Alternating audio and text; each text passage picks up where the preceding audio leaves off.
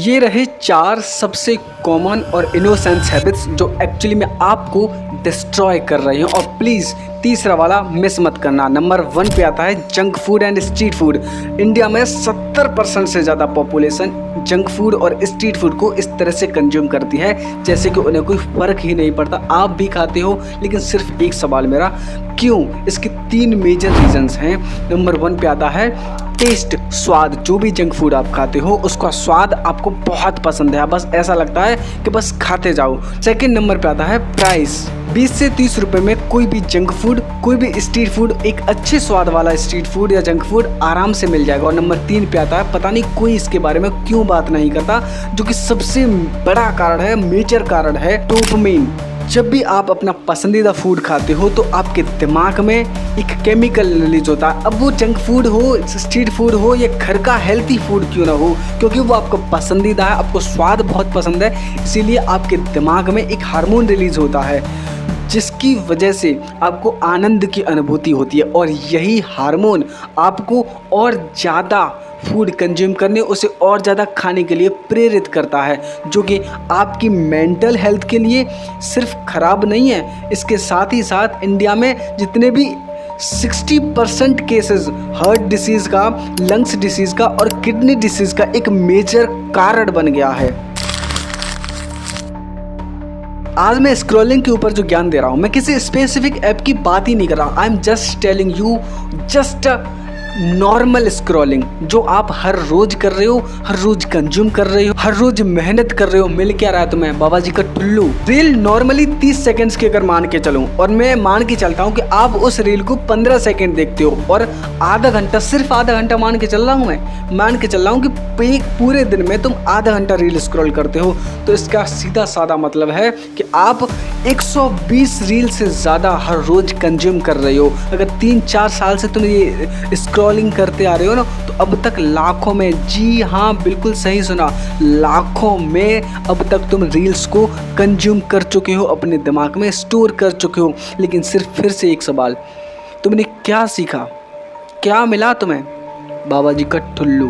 मैं तुमसे कहूँगा ही नहीं कि तुम सुधर जाओ, मैं तुमसे बिल्कुल नहीं कहूँगा कि इस चैनल को सब्सक्राइब करो, क्योंकि जिसे रियलाइज़ हो चुका है, जिसे खुद में सुधरना है, अंदर से आ रही है कि नहीं मुझे सुधरना है, सेल्फ इम्प्रूवमेंट करना है, उसे ऑब्वियसली क्या करना है तुम्हें पता है, ऑब्वियसली चैनल सब्सक्राइब करना है। नहीं, अब तक जो तुम्हें मिलता आया है ना, आगे भी वही मिलता रहेगा। बाबा जी का ठुल्लू। How to exercise, benefits of exercise. YouTube पर जब इन कीवर्ड्स को आप सर्च करोगे, यूट्यूब वीडियोस की बम्बार्डिंग हो जाएगी। लेकिन मैं तुम्हें यहाँ ये नहीं बताने आया कि how to exercise and benefits of exercise.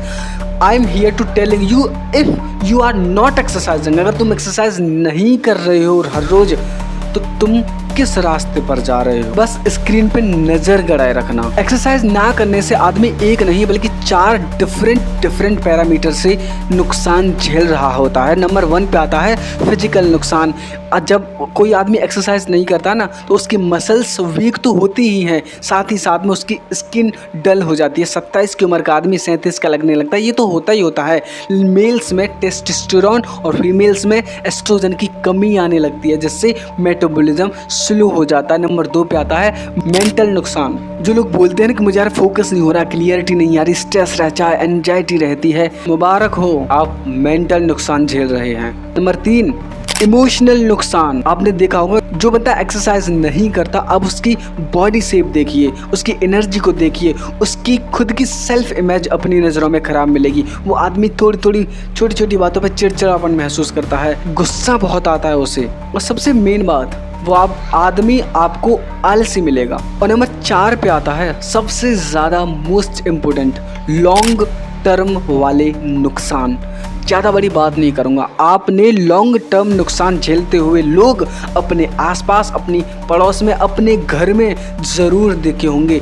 जो लोग एज डिपेंडेंसी, जो एज के साथ एज डिपेंडेंसी आती है, 60 की उम्र के बाद जो एज डिपेंडेंसी आती है कि सीढ़ियाँ चढ़ने में स्ट्रगल लगता है, चढ़ा नहीं जाता, घुटनों में दर्द रहता है, ये अपनी 20s में, अपनी 30s में एक्सरसाइज ना करने का रिजल्ट है। If you are not exercise every day, तो आपको भी ये एज डिपेंडेंसी मुबारक हो। मतलब एक्सरसाइज ना करना एक साइलेंट स्लो पॉइजन है। नंबर 4 पे आता है जो आपके पास शायद ना हो, हाई पेइंग जॉब। आपकी 20s आपकी 30s ग्रो करने के लिए गोल्डन टाइम है।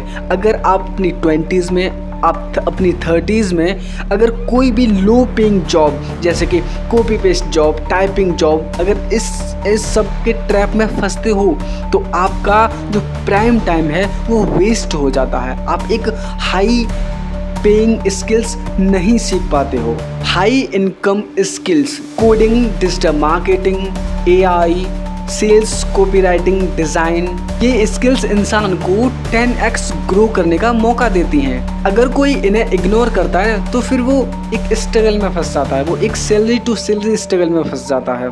फिर उसके लिए इन्वेस्टमेंट का और सेविंग्स का स्कोप ही नहीं बचता। अगर हाई इनकम स्किल्स नहीं सीखती तो बंदा नौकरी और फिर कंपनी के चक्कर में फंस जाता है।